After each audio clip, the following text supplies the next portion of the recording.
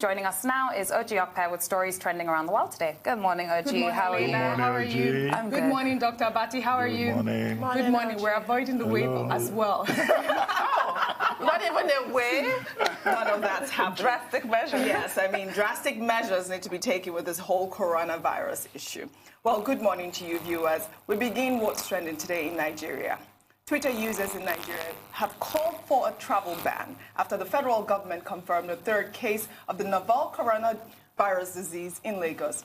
Using the hashtag Nigeria needs a travel ban, users are calling for a total flight ban from high-risk countries to avert exposing the entire country to the risk of the COVID-19 infection. One user, Dr. Femi, in a flurry of tweets on Tuesday, appealed to Nigerians to use the hashtag to draw attention of the federal government. One of her tweets read, South Africa went from 1 case to 61 cases in 10 days. Ghana went from 2 cases to 6 cases in just 24 hours. Ghana and South Africa now have a travel ban restriction. South Africa waited too long to do the right thing. Nigeria is not safe. This is no joke. Hashtag Nigeria needs a travel ban. In another tweet, she wrote, please remember a few things. Nigeria does not have free healthcare. If we get a coronavirus outbreak, the hospitals will prioritize rich people and those who can pay for healthcare.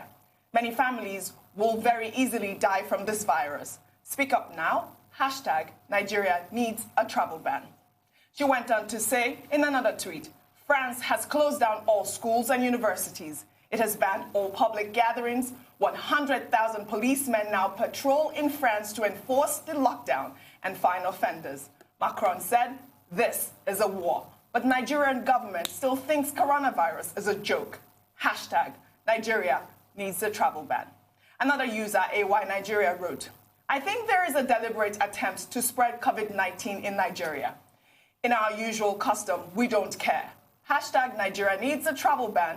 We can't keep allowing people bring in this virus, no matter how immune we might think we are. Is from Mimoni. While addressing the federal government, she wrote, you closed down border for rice. Even announced that supermarkets selling foreign rice will be closed when caught. Now there is a virus killing people, and you have refused to ban flights. Stop the incompetence. Hashtag Nigeria needs a travel ban. All right. This Dr. Fumi apparently doesn't even live here. She lives in the UK, and she has come out with, I don't even know, maybe almost 25 tweets about this whole hashtag, and it's been trending online. But I wanted to call to attention, because I know that we've discussed this in the news headline, also the newspaper review, with all the awareness that we have about the coronavirus. The tweet from AY Nigeria still reads that no matter how we think that we're immune to the virus, that means people still don't understand that this virus is for everybody. And I don't know if that's one of the reasons the federal government is refusing to impose this total flight ban for in Nigeria. I don't know what the kind of misinformation that's going around is really staggering. Somebody was arguing with me yesterday about how we are immune. We are not. Absolutely not. Are you serious? Actually arguing with you that we're immune? Because I said on air that black people are not immune. That black people might not be immune if they live in other parts of the world, but if you live in Africa, for this, that, I'm not even going to dignify that argument by repeating it on air. But black people are not immune. But for me, it's obvious. I mean, this issue of Amotekun regional security was because the federal government refused to take enough action. So people had to resort to self-help. But in this case, there is no self-help that we can possibly take. It is a national response that is needed here. So we are totally at the mercy of federal government policies. And this is really worrying, the fact that this obvious gesture cannot be done. This Dr. Fumi, who lives in the UK, Boris Johnson has said that if it's a good outcome for COVID-19, 20,000 people will die. Yes. That is in a good scenario. Can you imagine? Leo Varadkar of Ireland, they have 165 cases now. He said by the end of the month, that's going to be 15,000.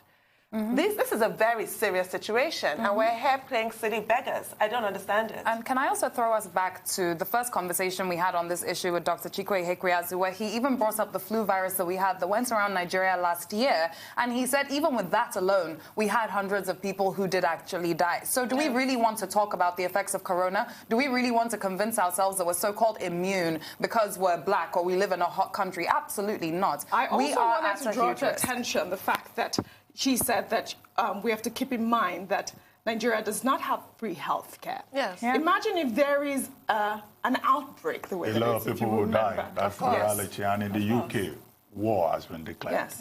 I mean, Prime Minister Johnson has been sounding Churchillian, asking the people to come together, and that this is like going to war.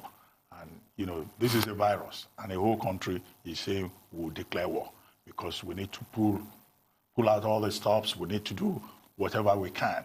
And you see the Chancellor talking, the Chief Medical Officer of Britain is on television virtually every day. We need to have the Presidential Task Force on coronavirus in Nigeria too, addressing Nigerians on a daily basis, and not just in English language, because I haven't heard a lot in the local languages. Yeah.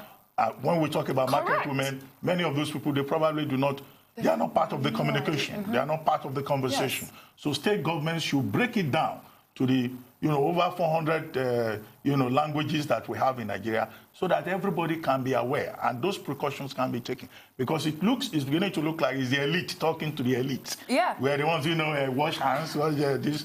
Break it down to pidgin, to the language that the people understand. And then, for heaven's sake, let's have a travel ban on all flights from all high-risk countries, even if it is just for a period, for us to assess the situation correctly. We can even just start from the UK alone. I mean, Not all of them. I mean, it's just like every single day there's a flight from the UK. More in than one Nigeria. flight. I have to be bad. It's really ridiculous doesn't at this even- point. And like you were saying about the languages, translating the message, when this committee has just had their inaugural meeting yesterday, imagine. At the end of March. There's no time to waste.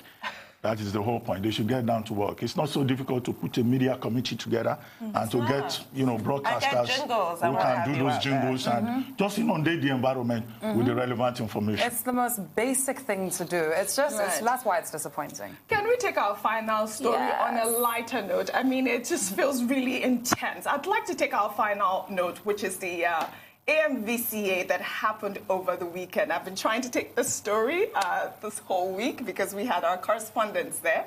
So our final story is under entertainment. The 7th edition of the Africa Magic Viewers' Choice Awards took place over the weekend, and the movie Living in Bondage, Breaking Free was the biggest winner of the night, bagging in 7 awards, including Best Director for actor Ramsey Noah. The film, which was Ramsey Noah's directorial debut, also clinched 11 nominations at the awards ceremony. Arise correspondents Erana Kerejola and Shaitan Atigiri were there to cover the event. Let's take a quick listen to Erana. Welcome to the Africa Magic Viewers' Choice Awards 2020. My name is Shaitan Atigari, and I am beside the dashing Aaron Akirijola. How are you feeling tonight, Aaron? I'm feeling good. I must actually say it's been awesome being with the constellation of stars, literally. And tonight is the 7th edition of the Africa Magic Viewers' Choice Awards. We have 27 categories, and I cannot wait to see who wins tonight. Yes, without a doubt. Certainly we'll be looking forward to having the very best of the best, the creme de la creme of thespians and those that have actually championed the famed Nollywood come out in their numbers to celebrate themselves, and more importantly, those that have distinguished themselves in the year in view, just go home with the very...